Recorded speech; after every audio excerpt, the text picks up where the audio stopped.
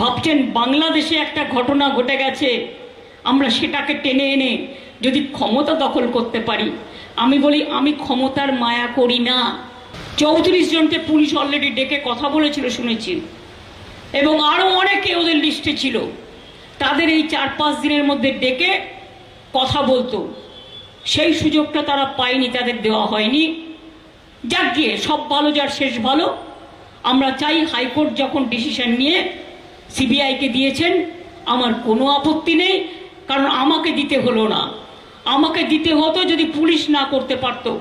কিন্তু মনে রাখবেন, কলকাতা পুলিশের যে টিমকে আমরা কাজে লাগিয়েছিলাম, তারা one of the best team in the world. তা নাহলে বাংলাদেশের এমপিকে খুন করা হয়েছিল যখন, তারা একদিনের মধ্যে ভাঙড়ের ওই কোথায় ডেড বডিকে টুকরো টুকরো করে ফেলে দেওয়া হয়েছিল, তারা এই সত্য উদ্ঘাটিত করতে পারতো না। আর আগে আমাদের একটা সিস্টেম ছিল, যখনই বাইরের কেউ ভিআইপি আসতো বা এলআইপি আসতো, সেন্ট্রাল গভর্নমেন্ট আমাদের এটা শেয়ার করতো ডেটাটা। এখন সেটা শেয়ার করে না, ফলে আমরা জানতে পারি না বিদেশ থেকে প্লেনে কে আসছে আর কে না আসছে। যদি আমরা জানতাম, আমরা আগে থেকেই কেয়ার নিতে পারতাম। আমাদের আফসোস যে আমরা জানি না।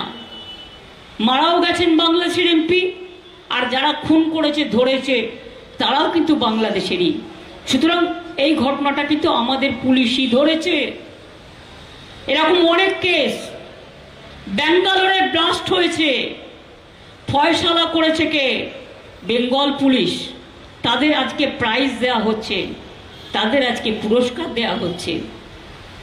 মনে রাখবেন, রাজনীতি করার জন্য যা ইচ্ছে করে যান, কিন্তু কোনো মৃত্যুকে নিয়ে এই ভয়াবহ রাজনীতির খেলা খেলবেন না।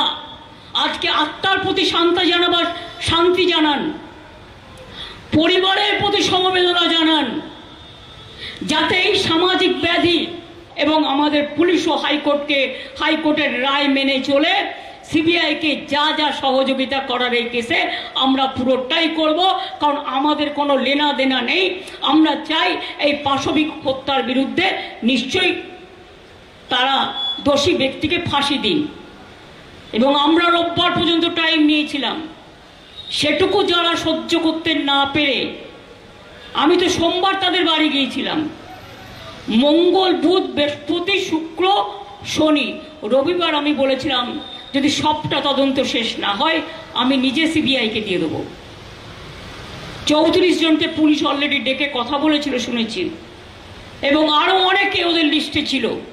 তাদের এই 4-5 দিনের মধ্যে ডেকে কথা বলতো, সেই সুযোগটা তারা পায়নি, তাদের দেওয়া হয়নি।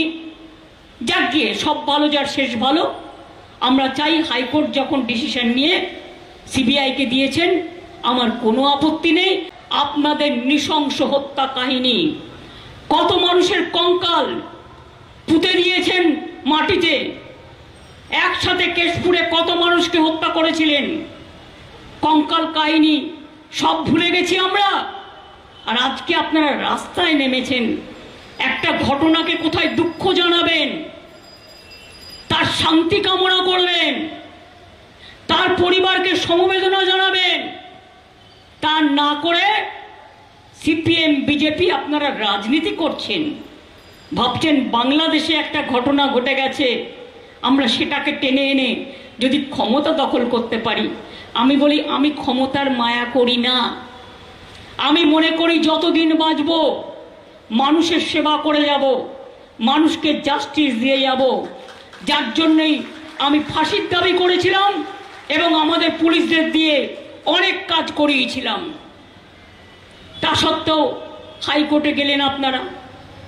আপনাদের তো একজনই আছেন যিনি হাইকোর্টে গিয়ে ছাত্রছাত্রীদের কাছে টাকা খেয়ে তাদের চাকরিও নস্যাৎ করে দেন।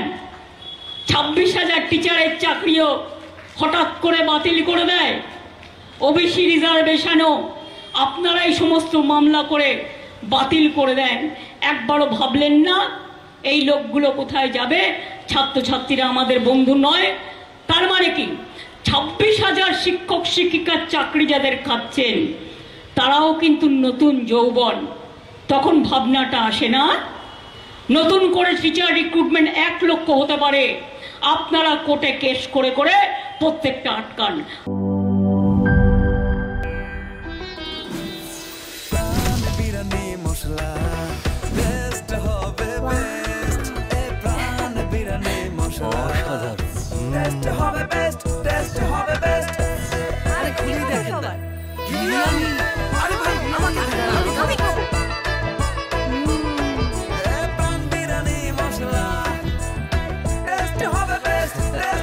প্রাণ বিরিয়ানি মশলা, টেস্ট হবে বেস্ট। প্রাণ, জীবনের স্বাদ।